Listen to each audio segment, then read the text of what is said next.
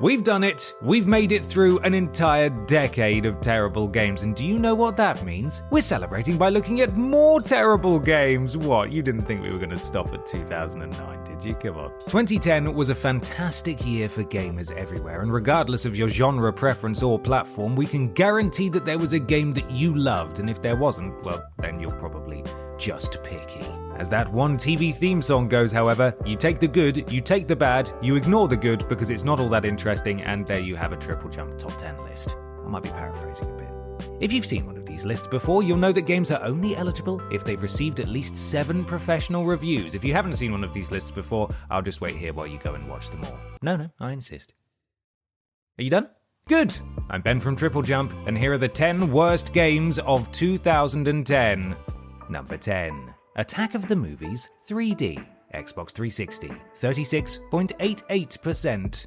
By 2010, the 3D gimmick was at the height of its gimmickry, so it's no surprise that game developers would want to utilize the technology in one way or another. The main problem with Attack of the Movies 3D, though, was that it was a bland game masquerading as an exciting one by simply asking its audiences to slap on a pair of 3D glasses. Players and critics aren't stupid, though, and quickly saw through the cheap ploy. Attack of the Movies 3D was a rail shooter that tasked players with blasting their way through various monsties so that they could get to the bottom of why the movies were coming to life. The game was completely unremarkable. Though the environments and character models varied, the gameplay did not, and all 6 levels basically boiled down to point gun at thing, shoot thing, profit.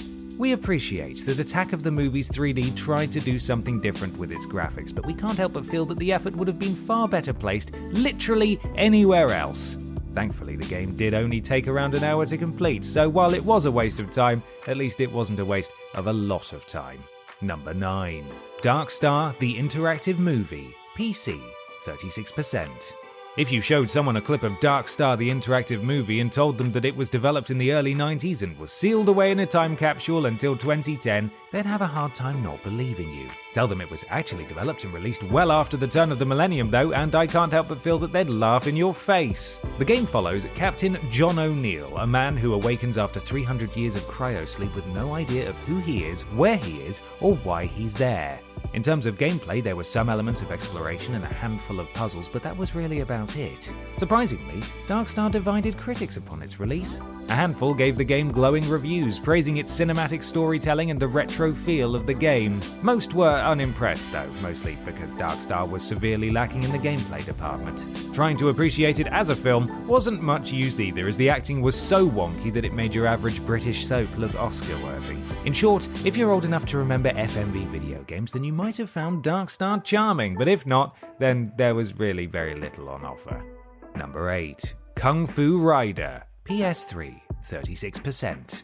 Motion controls have always been the bane of many gamers' lives. Don't get us wrong, when they're done well looking at you Wii Sports, they can be an awful lot of fun. If executed poorly though, they're just an exercise in frustration. Before we get to the ins and outs of why it's a bad game, we need to be clear about one thing. Kung Fu Rider is nuts. The aim is to evade the mafia by racing down the streets of Hong Kong in an office chair. There's little in the way of explanation as to why these events are occurring, and all players need to know is that protagonist Toby and his assistant Karen need to get the heck out of Dodge using naught but corporate furniture. With normal controls or even with better implemented motion controls, Kung Fu Rider could have been an awful lot of silly fun. Sadly, because accelerating and jumping required more or less the same motion, players found that the characters seldom did what they wanted to. Throw into the mix repetitive and often unfair level designs that saw players wiping out on a regular basis, and you've got yourself a game that's less Employee of the Month and more P45. Number 7. Power Gig, Rise of the Sixth String, Xbox 360, 36%. It was Twisted Sister who declared that you can't stop rock and roll, but if Power Gig Rise of the Sixth String is any representation of the musical genre, we're beginning to wish that someone would at least try. Won't anyone think of the children? When it comes to music rhythm games, Guitar Hero and Rock Band very much had the market cornered in the late 2000s and early 2010s. Power Gig Rise of the Six Strings certainly tried its best to challenge the pair of behemoths, but it ended up being all talk and no trousers. Like its competitors, Power Gig came packaged with its own guitar peripheral, but rather than having buttons to press, it had actual strings to strum and did function, sort of, as a real musical instrument. Unlike games such as Rocksmith, though, the title didn't teach users how to play real music. Overall, the peripheral was kind of a bust. It was hard to use as a controller as it took a lot of force to get the notes to register, and as a guitar, it played horribly. As a result, the game ended up failing at both of the things it was trying to do. Number 6. Dead Space Ignition, Xbox 360, 35%. Prior to the release of Ignition in 2010, the Dead Space series was doing pretty well. The first game received critical acclaim and is considered by many to be among the greatest games ever made, and rail shooter spin-off Dead Space Extraction also received decent reviews. Something went horribly wrong with Dead Space Ignition though, as it took a nosedive in terms of quality. Presented as a sort of choose-your-own-adventure style comic, Dead Space Ignition served as a prequel to Dead Space 2 that offered players a special unlockable for the follow-up to the OG title. Trust us, the suit players could unlock was not worth their time. Ignition's gameplay consisted of a bunch of minigames, none of which was particularly fun to play. There was a light reflecting game, an energy racing course, and a tower defense game, but they all walked the line between boring and frustrating. Additionally, the art style is unpleasant to look at. It consists of a bunch of low-quality drawings that are manipulated to look like they're moving. The resulting effect is jarring at best and downright freakish at worst. Most critics agreed that the story was fine and the voice acting wasn't bad, but these things were just enough to offset the lackluster gameplay and horrid visuals. Number 5. Kick-Ass the Game, PS3, 33%. If you're a fan of superhero films, then you'd probably get a fair bit of enjoyment out of 2010's Kick-Ass. Based on the comic book of the same name, Kick-Ass tells the story of Dave Lazowski, a normal teenager who sets out to be a superhero. It looks great, it's got a fantastic sense of humor, and overall, it's just an awful lot of fun. Sadly, the same can't be said of Kick-Ass the Game. The tie-in loosely follows the plot of the movie, pitting Kick-Ass, Big Daddy, and Hit Girl against various goons sent by Big Bad Frank D'Amico. Kick-Ass the Game was of the beat-em-up variety, however, players only had the choice of 2 attacks, so most of its gameplay came down to frantically button-mashing their way through waves of unvaried enemies. The stages and the costumes may have changed from level to level, but what players were required to do did not. Not only was the game hugely repetitive, but it also suffered from camera issues, so although players could control the camera, they found that it would fight against them at the worst moments. Still, I suppose that at least lent some variety to proceedings. Kick-Ass, more like developers should have their ass kicked, because the game was so poor, got 'em. Number 4. DreamWorks Megamind Ultimate Showdown, Xbox 360, 33%. Jesus Christ, 2010 sure was a bad year for movie tie-ins and other movie-adjacent video games, wasn't it? Like Kick-Ass, Megamind was a half-decent movie that ended up with a completely ploppers tie-in video game. So, let's get the good stuff out of the way first, shall we? For once, critics did have some praise to level at the game's graphics, and while they weren't exactly groundbreaking, they weren't half bad either. Sadly, everything else about Megamind Ultimate Showdown kind of stunk. The main problem was that the game was completely generic, doing absolutely nothing to set itself apart from other platformers besides sticking Megamind theming all over itself.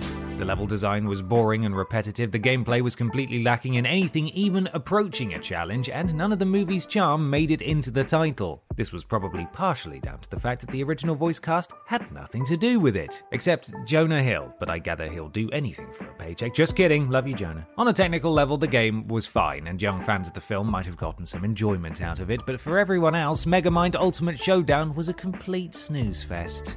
Number 3. Fighters Uncaged, Xbox 360, 32%. The Xbox Kinect was an interesting device, wasn't it? Rather than sticking motion-sensitive controllers into players' hands, instead it utilized the magic of technology to allow people to play games with the use of their multiple limbs. Wondrous. For every half-decent Kinect-enabled game, though, there were probably a dozen that should have never seen the light of day. Fighters Uncaged is one such game. Things immediately got off to a shaky start, as Fighters Uncaged was a fighting game that did not have any kind of multiplayer. It wouldn't have been the end of the world, though, as long as the rest of the game was top-notch. Spoiler alert, it was not top-notch. The main problem with Fighters Uncaged was the poor implementation of the Kinect controls, which struggled to keep up with players' movements. I probably don't need to tell you that in a fast-paced fighting game, that's a rather large issue. Even if the Kinect integration had been good though, the fights were incredibly tedious, so things got stale pretty quickly. One publication did give the game a 75 out of 100, and we can only assume that they managed to master the controls by operating on some higher plane of existence than us mere mortals. Number 2. Dream Chronicles, PS3, 31%. It's really quite apt that developer Cat Games chose to call their game Dream Chronicles, as the title really does do exactly what it says on the tin, though admittedly the dreams players got to chronicle would have been their own, as the game surely put them to sleep. Originally released for the PC in 2007, Dream Chronicles came to home consoles in 2010 and tells the story of a woman named Faye, who is the only person in her town able to awaken from a fairy's spell and save everyone else. Players need to complete various puzzles and find objects in order to solve the mystery. Unfortunately, for anyone that was duped into buying Dream Chronicles, the vast majority of the gameplay saw players just clicking about the screen and hoping that an object would be hiding somewhere. The detection boxes were also often misaligned, so on many occasions players found that they had actually discovered the object long before the game registered it. There was little fun to be had with the puzzles either, as they were all insultingly simple and in many cases drawn out to the point of tedium. If you were suffering from insomnia, Dream Chronicles might have been a great choice, but otherwise it was best avoided. Number 1. Deca Sports Freedom, Xbox 360, 25.2%. Oh yeah, here we go, sports time! We've had sports games in the number 1 spot of a worst games of list before, but we've never had a Kinect sport game in the number 1 spot, so I'm going to give this everything I've got. Admittedly, that still won't be enough because the sodding game won't register my movements. The Deca Sports series initially started out on the Wii, presumably in an attempt to rival Nintendo's own motion-controlled title. However, the difference between the two was that Wii Sports was actually good. Still, Deca Sports sold well enough, and a tidal wave of subpar sequels was released in the following years.